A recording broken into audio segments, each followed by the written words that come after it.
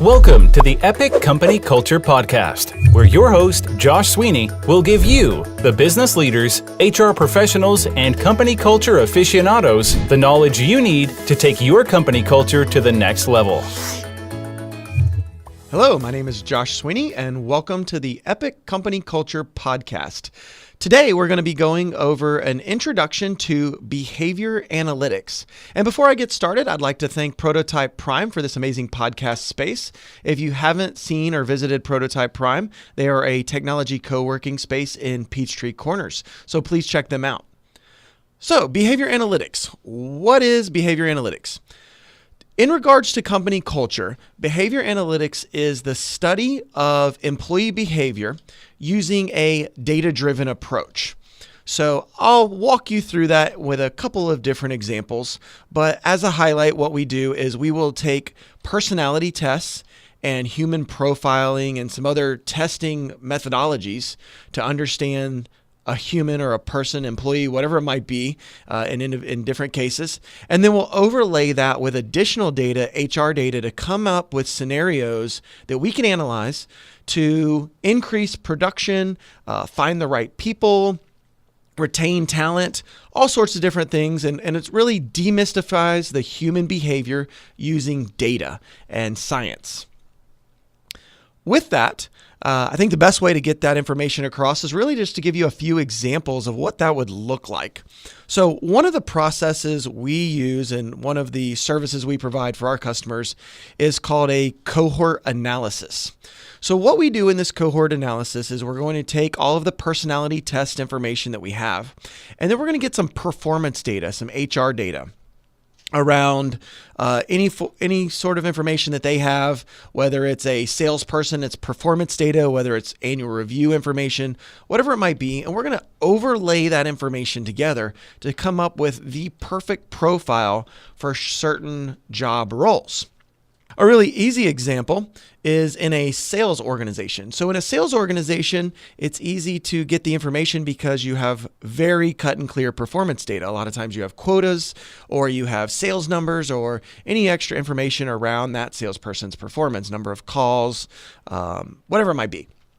So what we'll do is we will do a personality test and assessment of everybody in that team, everybody in that sales team, and then we'll take the performance data around their sales, we'll overlay that, and we'll come up with some methodologies and some numbers to say, okay, in your environment specifically, these are the profiles or the range that we see as the perfect salesperson. And there's nuance for each organization, but they generally fall into certain groupings.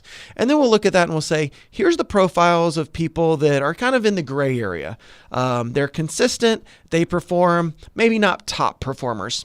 And then lastly, we'll come up with a third grouping, and that'll be the people that just aren't a fit in your organization.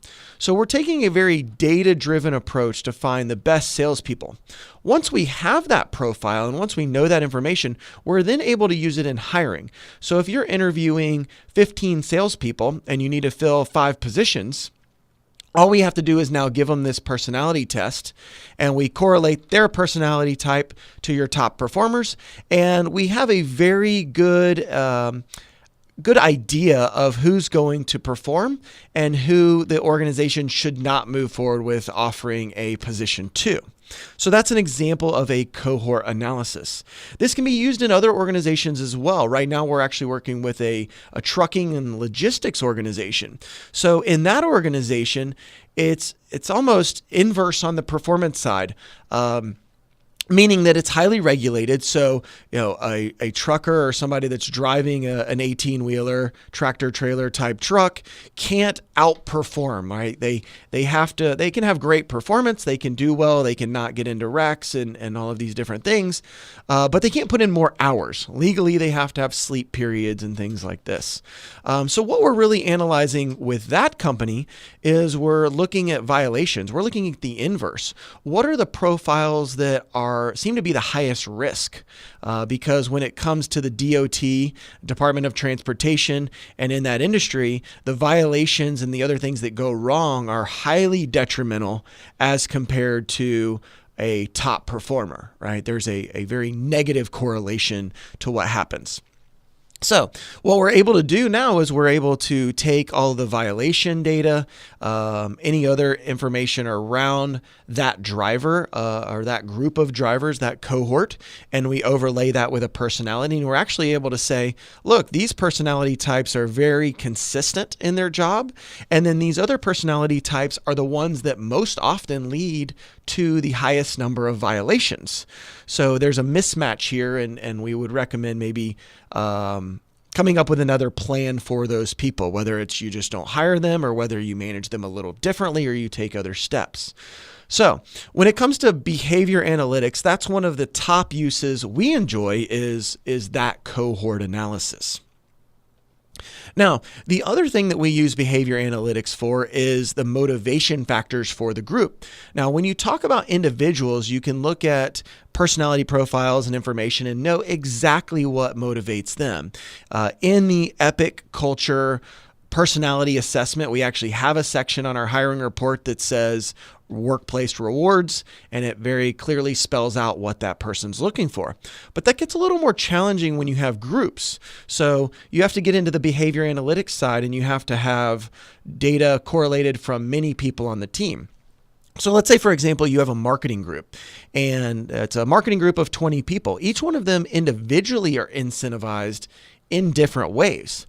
But when you bring all of that information together into one team report, what you're going to find is there are some common ways that you incentivize them as a group. So if you're looking to do any sort of team motivation, team bonus, offsites, whatever it might be as a group or as a team, you really need to know what motivates that team. You don't want to do a group bonus that's financial for a team that values offsite team rewards that like to spend time together and build camaraderie. It's just not going to resonate the same way. So that's the other way that we like to use behavior analytics in understanding that motivation, those motivation factors for groups. And the last one that I'm going to share today is all around communication style. So we see very similar to the motivating factors. Each person individually has a communication style. They have a way that they like to communicate and converse and manage conversations and do emails and all these different types of things. Whereas when you start having to communicate to the group, it comes across differently. Examples of that would be, I just ran a report for a group a few days ago when we were doing a team performance session. And what we realized is as a group, they very much like to whiteboard and verbalize. That was how they collaborated. It was all very visual. They wanted to get in front of a whiteboard, take turns standing up and going through that information, and they would talk it out. They would verbalize everything that they needed. With another group that I worked with the other day, their top performance or their top communication style and preferences actually went a little bit of a different direction in that they wanted to make it relaxed. So what you saw in that team was they didn't really want a stuffy environment. They didn't want to be at a long boardroom table. They liked a relaxed environment, maybe around food or any other way that you can think of a relaxing environment, beanbag chairs, whatever it might be, couches in a lounge. So they wanted to relax, and they also wanted to talk big picture. So as a group, they focused more on the big picture and the relaxed environment, and that's really what got that team to gel. So we're able to use behavior analytics and the other information to take a data-driven approach and find out different commonalities and different driving factors for people as a group. So in recap, what I'd like to just highlight here is, the cohort analysis is going to give you a good understanding of how people, how you can use personality testing in order to get the right people in the environment based on your top performers already. You can also use behavior analytics for finding the motivating factors of a group. And then you can also use that for the behavior analytics for understanding the group's communication style. So what I want you to do is think about how you can use behavior analytics to create a better company culture for yourself.